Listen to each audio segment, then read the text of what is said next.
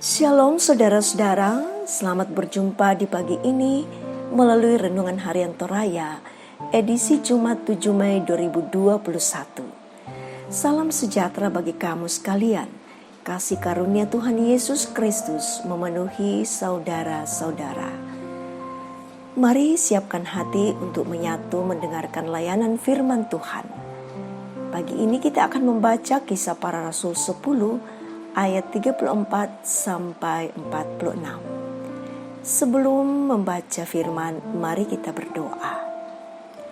Bapa Sorgawi, dengan sepenuh hati kami datang membawa diri kami di hadirat-Mu, seraya menyatakan kerinduan kami untuk menerima firman-Mu. Buatlah diri-Mu semakin nyata dalam firman ini Tuhan. Roh Kudus, mampukanlah kami untuk memahami firman ini. Sambutlah kerinduan kami ya Bapa. Bersabdalah, kami siap mendengar firman-Mu. Amin. Kisah Para Rasul 10 ayat 34 sampai 48. Lalu mulailah Petrus berbicara, katanya, "Sesungguhnya aku telah mengerti bahwa Allah tidak membedakan orang. Setiap orang dari bangsa manapun yang takut akan Dia dan yang mengamalkan kebenaran berkenan kepadanya. Itulah firman yang Ia suruh sampaikan kepada orang-orang Israel, yaitu firman yang memberitakan damai sejahtera oleh Yesus Kristus, yang adalah Tuhan dari semua orang. Kamu tahu tentang segala sesuatu yang terjadi di seluruh tanah Yudea, mulai dari Galilea, sesudah baptisan yang diberitakan oleh Yohanes, yaitu tentang Yesus dari Nazaret. Bagaimana Allah mengurapi Dia dengan Roh Kudus dan kuat kuasa Dia yang berjalan berkeliling sambil berbuat baik dan menyembuhkan semua orang yang dikuasai iblis, sebab Allah menyertai Dia. Dan kami adalah saksi dari segala sesuatu yang diperbuatnya di tanah Yudea maupun di Yerusalem. Dan mereka telah membunuh Dia dan menggantungkan Dia pada kayu salib.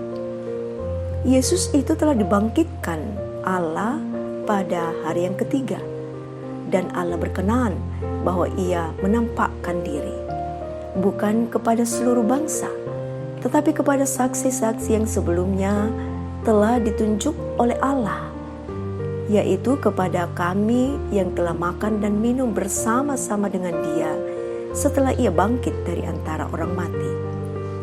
Dan Ia telah menugaskan kami memberitakan kepada seluruh bangsa dan bersaksi bahwa Dialah yang ditentukan Allah menjadi hakim atas orang-orang hidup dan orang-orang mati. Tetapi Dialah semua nabi bersaksi bahwa barang siapa percaya kepadanya, ia akan mendapat pengampunan dosa, dan karena namanya." Ketika Petrus sedang berkata demikian, turunlah Roh Kudus ke atas semua orang yang mendengarkan pemberitaan itu. Dan semua orang percaya dari golongan bersunat dan menyertai Petrus.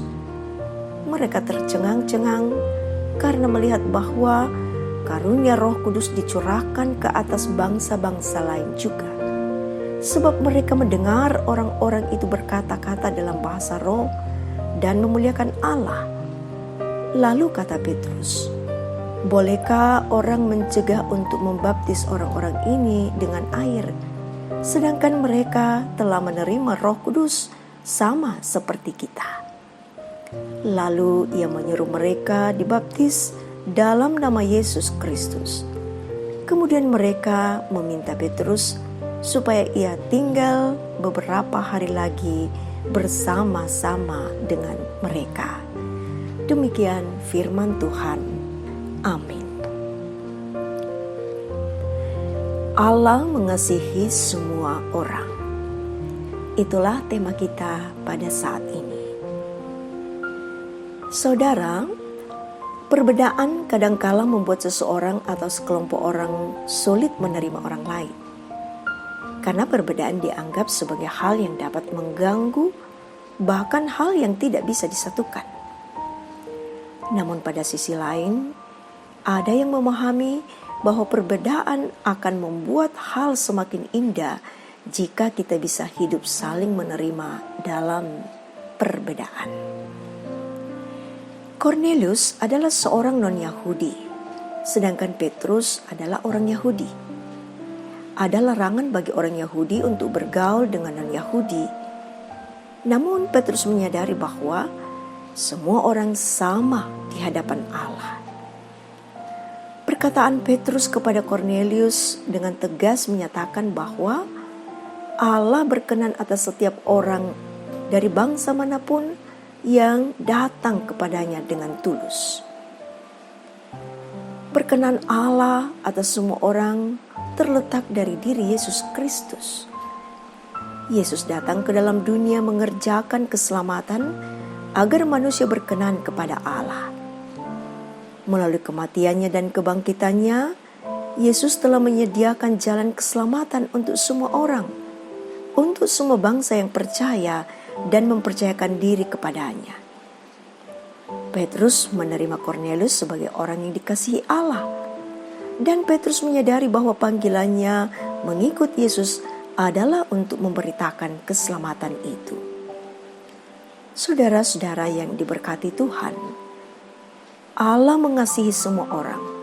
Ia tidak memandang dari mana kita berasal, bagaimana kehidupan kita, dan karena hal itulah maka hendaknya kita meresponi kasih Allah dengan mengasihi semua orang tanpa membedakan siapa orang itu.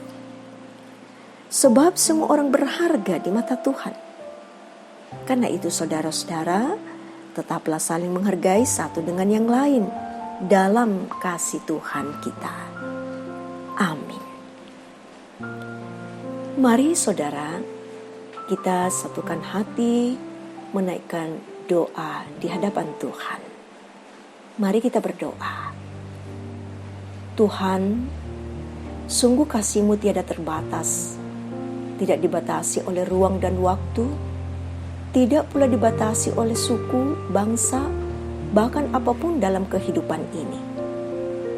Sebagaimana firman-Mu yang kami dengar dan nikmati saat ini, di mana sukacita terjadi atas perjumpaan Cornelius dan Petrus yang akhirnya membawa banyak jiwa menerima kebenaran Tuhan. Realitas kehidupan kami tidak lepas dari perjumpaan dengan sesama yang mungkin saja berbeda dengan kami, Tuhan. Berbeda dalam berbagai hal. Namun syukur atas firman-Mu. Firman-Mu menyegarkan kami dan membuat kami semakin bijak untuk menjalani kehidupan bersesama. Dan kami mampu untuk bersaksi tentang kebaikan Tuhan. Bahwa dalam tuntunan ruang Roh Kudus, kiranya semakin banyak orang menyaksikan bahkan menerima kasih Kristus. Tuhan memulai segala aktivitas kami hari ini, kami mempertaruhkan kehidupan kami ke dalam tangan kasih-Mu. Laraskanlah kehendak-Mu dalam pikiran dan perbuatan kami.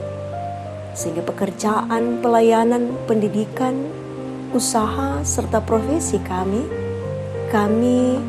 dapat jalani dalam kebenaran Tuhan. Bapa, pulihkan bangsa kami dari gumul panjang ini. Dan bahkan teguhkan kami dalam segala kekhawatiran yang sedang terjadi di berbagai tempat dengan merebaknya kembali korban virus COVID-19. Tetap kuasai kami dengan hikmat-Mu Tuhan. Tetap Tuhan ada di dalam kehidupan dan kerinduan kami untuk dapat bersekutu di rumah-Mu dan ibadah-ibadah keluarga. Demikian pula dalam kelanjutan proses pendidikan anak cucu kami, semoga berjalan dengan baik, terutama dalam menghadapi tahun ajaran baru ini. Oh Bapa, sembuhkan hamba-hamba-Mu Tuhan yang sakit, hiburkan yang berduka, dan tambahkan hikmat bagi yang mengalami rupa-rupa sukacita. Beri hati yang gembira selalu bagi para orang tua kami yang sudah lanjut usia. Penuhi damai sejahtera kehidupan rumah tangga kami masing-masing ya Tuhan. Tuhan, ini syukur dan penyerahan kami. Ampuni dosa kami Tuhan, sempurnakan permohonan kami. Semua kami bawa dalam nama Tuhan Yesus, Juru Selamat kami yang hidup. Amin. Saudara, pergilah dan jalanilah hari ini dalam sukacita Tuhan. Terimalah berkat Tuhan. Tuhan memberkati engkau dan melindungi engkau. Tuhan menghadapkan wajahnya dan memberi engkau kasih karunia. Tuhan menghadapkan wajahnya kepadamu dan memberi engkau damai sejahtera. Amin. Saudara, selamat menikmati kehidupan hari ini. Selamat beraktivitas. Tuhan memberkati kita. Salam sehat selalu.